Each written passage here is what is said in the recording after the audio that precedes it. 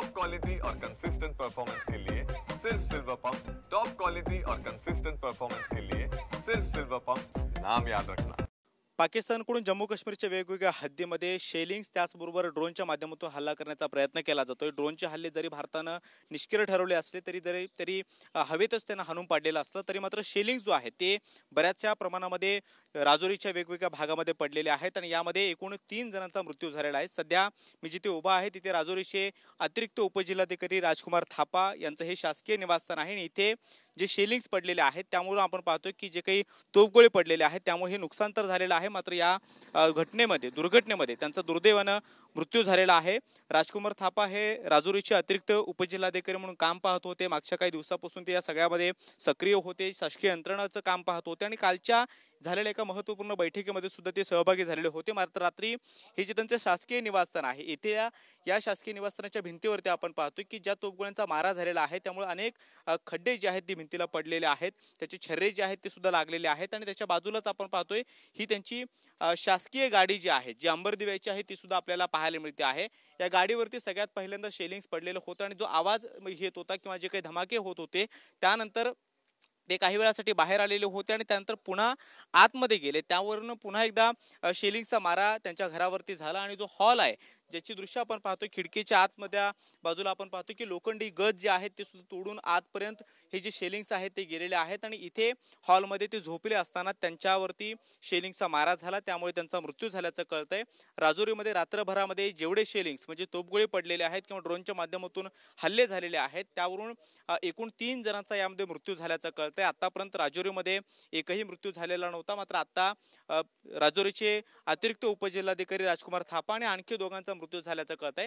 या सगळ्या पट्ट्यामध्ये आपण पाहतोय की सगळ्यात जास्त नुकसान हे पूंछमध्ये झालेलं होतं। पूंछमध्ये सगळ्यात जास्त कॅज्युअलिटी झालेली होती, मृत्युमुखी लोक पडलेली होती, जवळपास 15 पेक्षा जास्त लोकांचा त्यामध्ये मृत्यू झालेला होता। मात्र राजौरीमध्ये मृत्यू होण्याचं ही पहिलीच घटना आहे। एकूण 3 जणांचा रात्रभरामध्ये मृत्यू झालेला आहे। फक्त जिथे उपजिल्हाधिकारी राहत होते ते एकच ठिकाण नाही तर त्याच्या व्यतिरिक्त आणखी काही ठिकाण आहेत। ही पाठीमागच्या बाजूची जी वस्ती आहे ती आपण दाखवतोय। या वस्तीच्या भिंतीवरती सुद्धा या शेलिंगचे छर्रे जे आहेत ते मोठ्या प्रमाणामध्ये लागल्याचं पाहायला मिळतं आहे। अनेक ठिकाणी अशाच पद्धतीचं नुकसान मोठ्या प्रमाणामध्ये झालेलं आहे। राजौरीला पाकिस्ताननं रात्री टार्गेट केलेलं होतं, इथे ड्रोनचा वावर सुद्धा अवकाशामध्ये पाहायला मिळालेला होता, मात्र भारताच्या एअर डिफेन्स सिस्टीमनं हे सगळे हल्ले जे आहेत ते ड्रोनच्या हाणून पाडलेले होते। मात्र शेलिंगचा मारा ज्या ज्या भागामध्ये झालेला आहे तिथे मोठ्या प्रमाणामध्ये नुकसान जे आहे ते झाल्याचं पाहायला मिळतं आहे।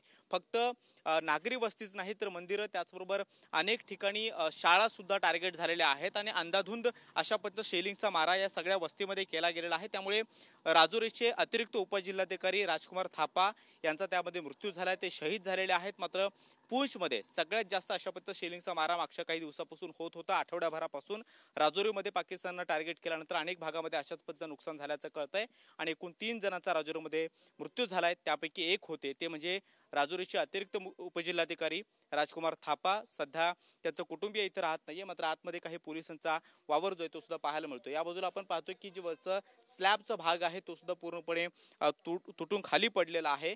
या शेलिंगचा मारा इतका प्रभावी असल्याचं पाहायला मिळतं ज्यावरून मोठ्या प्रमाणामध्ये हानी या नागरी वस्तीची झालेली आहे, मोठं नुकसान झालेलं आहे। त्यामुळे इथल्या लोकांच्या मध्ये सुद्धा काही प्रमाणामध्ये घबराटीचं वातावरण आहे, सगळी लोक भयभीत झालेले आहेत आणि संपूर्ण बाजारपेठ सुद्धा आता ठप्प झाली असल्याचं पाहायला मिळतं आहे। राजौरी त्याचबरोबर जम्मू काश्मीर मधला पूंछचा परिसर असेल, अखनूर असेल आणि पंजाबच्या काही प्रांतामध्ये अशाच पद्धतीनं एकूण 26 ठिकाणी पाकिस्ताननं टार्गेट करून ड्रोनचे हल्ले त्याचबरोबर शेलिंगचा मारा केलेला होता आणि इथल्या लोकांना टार्गेट करण्याचा प्रयत्न केलेला होता। मात्र भारताच्या एअर डिफेन्स सिस्टीमनं अशा पद्धतीचे हल्ले जे आहेत ते हाणून पाडलेले आहेत, मात्र तरी सुद्धा काही भागामध्ये नुकसान झाल्याचं पाहायला मिळतं आहे। कॅमेरामन रोहन पवार सोबत मी कृष्णा सोनारोडकर, TV9 मराठी, राजौरी, जम्मू काश्मीर।